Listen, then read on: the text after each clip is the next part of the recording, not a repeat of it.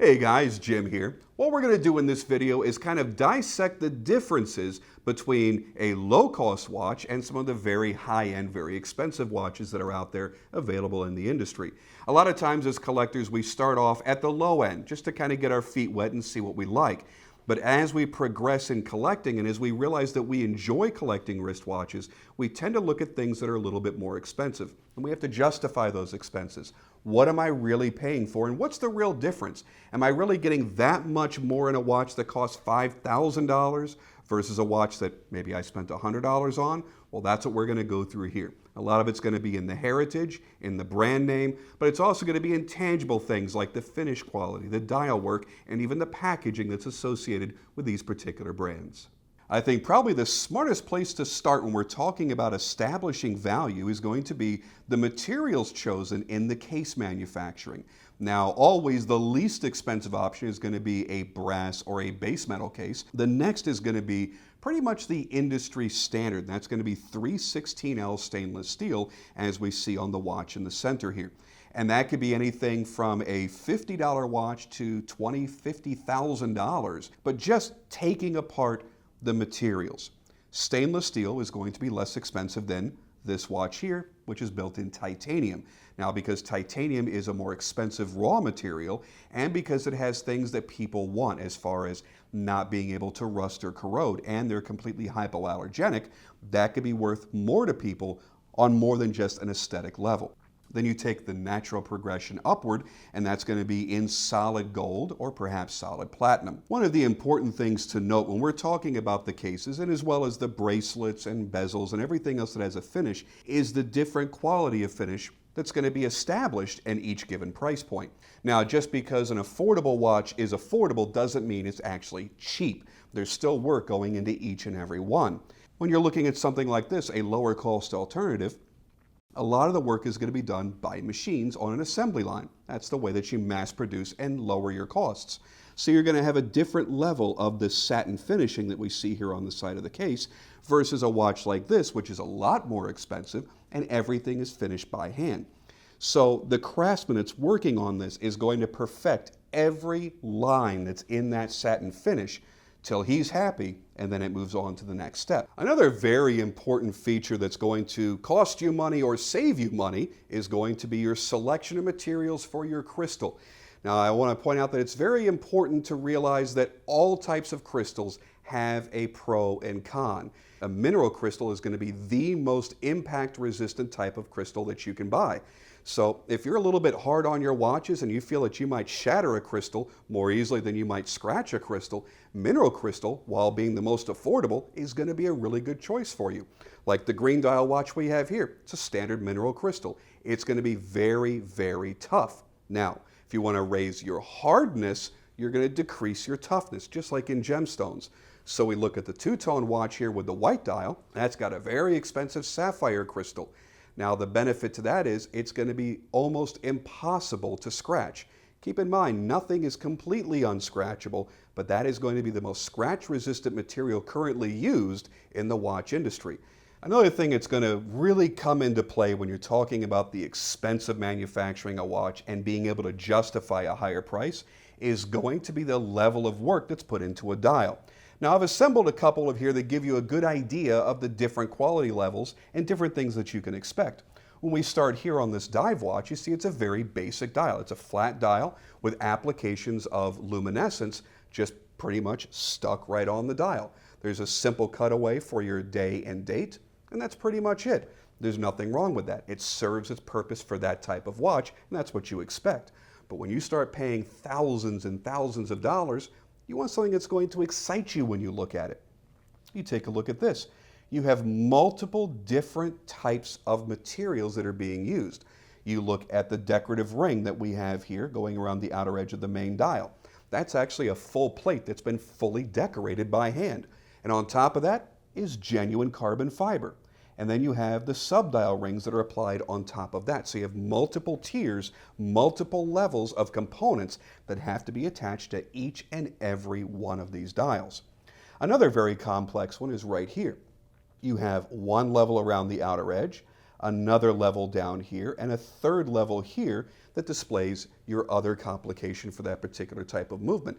And notice that everything is angled. It goes from narrow to thick to give you the illusion that it's much more three-dimensional and has much more depth than it really does. And then finally you get into something that's a little bit more exotic like this, where the dial actually moves. You have a main dial underneath, and of course you have those spinning turbine blades. Those are actually crafted from titanium, and they're individually attached to a titanium hub that allows them to spin. So of course you would expect this to be a rather expensive watch. Depending on the type of watch you're looking at, luminescence is going to be another key factor in the expense of your watch. One of the prime examples will be Super Luminova, made by Luminova AG in Switzerland. They are extremely bright compounds and extremely long-lasting compounds. If you're looking at a rather inexpensive watch and it has luminescence, chances are it's not going to glow very brightly or for very long. Another option is going a little bit more exotic with tritium gas. Tritium gas is wonderful. The gas itself is encapsulated in little glass tubes, so you'll actually see those tubes visible on the dial or on the watch hands. And what that does is it's self-luminescent. You do not need to charge it up with light. They're always glowing. One of the biggest cost differences between various types of watches will always be the movements inside. Let's talk right now about automatic movements. We're going to give you 3 different types here. We're going to give you 1 that's not made in Switzerland, 2 that are made in Switzerland. So of course, right there, the Swiss-made movements we know are going to be more expensive. The Chinese manufactured movement, while still very high quality and very reliable, is going to be a much lower cost, both in its components and in its manufacturing. Then we break it down to third-party movements and in-house movements. The big difference there is, we'll look at these 2. This is a very expensive watch with an insanely amazing movement inside. That movement is made by a movement company called ETA. So what this brand is doing is they're buying that ETA movement, then they're modifying it from there. Maybe they're adding decorations, or maybe in this case, they're adding different complications to it. And everything that they do to modify that movement makes it more valuable. But then we get over here to this one. This is an in-house manufactured movement. That means that this brand is not buying a movement from somewhere else. They are manufacturing each individual component. So they're having to design every small component that comprises that movement. And then also, they're doing all the full assembly, decoration, and elaboration of that movement. What that means to you is they spent millions upon millions of dollars to create that movement. So of course, at the end, it's going to be a lot more expensive than this movement or this movement. Now, if we're looking at a watch that's equipped with a strap, you're going to have a lot of different varieties, different types of rubber straps, different types of leather straps, and exotic straps. And it's really going to be up to you to determine what you prefer. Now, obviously, you're going to choose between exotic hides or rubber type straps. If you're looking at rubber straps, genuine rubber is always going to be the best. Right behind that, silicone. And most people prefer silicone because it's incredibly comfortable. And then, of course, you have polyurethane, which is much more rigid and much more tough, but can sometimes be a lot less comfortable. We take a look at the watch here, for example. That is genuine high-grade rubber. It costs a lot more than the other 2 that I was just speaking of. Now, if you're going to be looking at something that's a bit more dressy, well, you've got a lot of choices. Are you going to go basic leather? Are you going to go imitation leather? Very big difference there. Always try to get genuine leather if you're taking the leather route. Then, of course, you can go exotic. You can get snake skins and ostrich and all kinds of very, very expensive things like the alligator that we see here in black. That's about a $400 strap sitting on that watch because it's exotic, because it's rare, and because there's very little of it on the hide of that particular animal. It's going to cost you a lot more. Now, the brown strap right next to it is a very high-grade, genuine leather strap that's done in a pattern to replicate the look of an alligator. So you want to find something that has good quality stitching, that the leather or the exotic material has been bonded together properly at the edges, and that you have the type of closure that you're looking for. Another thing that we want to take a close look at when establishing the value of the watch is take a look at how the bracelet is constructed on a watch that is equipped with a bracelet. When we take a look at these 2 here side by side, they're very similar. It's a similar style of bracelet. Now, with this one, when you're holding it in your hand, you'll be able to tell that it's a much less expensive watch because it weighs almost nothing. And the reason for that is these are not solid bricks of steel like we have over here. What you have are thin slivers of steel that are then folded and wrapped to create the look of the bracelet. And if you look really close, you should be able to see that. Then we look over here and we see these are individual bricks of solid stainless steel.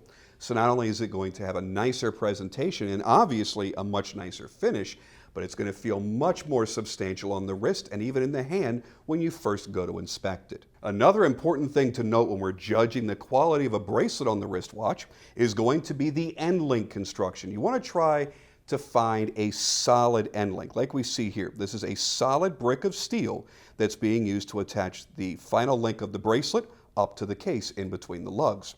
Here we have a hollow end link that's basically just wrapped around the spring bar with two little tabs that reach the underside of the lugs. What can happen with this lower quality end link is over time, it can get stretched, it can get worn, and then it can start moving and bobbing back and forth. You'll actually hear clattering metal when you move your wrist. So that's not the prime way of doing this. A solid end link is generally going to be the best way to attach your bracelet to your case. Another thing that's important to note when we're talking about the quality of a bracelet is going to be the type of closure that's being used. Now, we've chosen two watches here that have the same style of closure, which happens to be a diver's flip lock safety clasp. Now, let's take a quick look and see what I'm talking about here. This is going to be a very thin stamped piece of steel, while this is not. When we open this up, you're actually going to see a very big difference on the inside. First, you're going to feel it, you're going to hear it, but you're going to take a look here at the stamped steel interior. Now when we open up this particular watch, we open that flip lock, we pop this open, and you'll see all solid bars of steel that are bolted together. This is going to be a supported style scissor clasp, as we like to call it, versus the stamped steel clasp.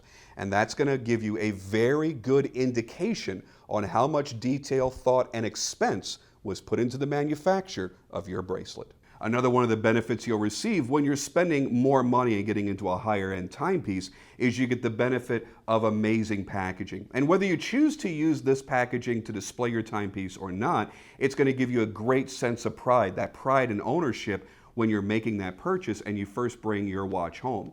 And you get to see presentations like this. Maybe it'll have engraved numbered nameplates on a numbered limited edition. Perhaps it's going to have extra accessories and the warranty card and maybe a COSC certificate. And this can vary greatly. It could be exotic woods, it could be a carbon fiber box. I've even seen some wrapped completely in genuine alligator skin. And it all adds that perception of how much you've really paid for this and how much thought and work went into the manufacturing of that fine timepiece in your collection. So keep in mind, there are a lot of things that can affect the value of a watch, but what you've seen here are some of the most important things that you can decide on how much you're going to spend in every watch you purchase. I hope this video helped you guys out and answered some of your basic questions. Have a good day.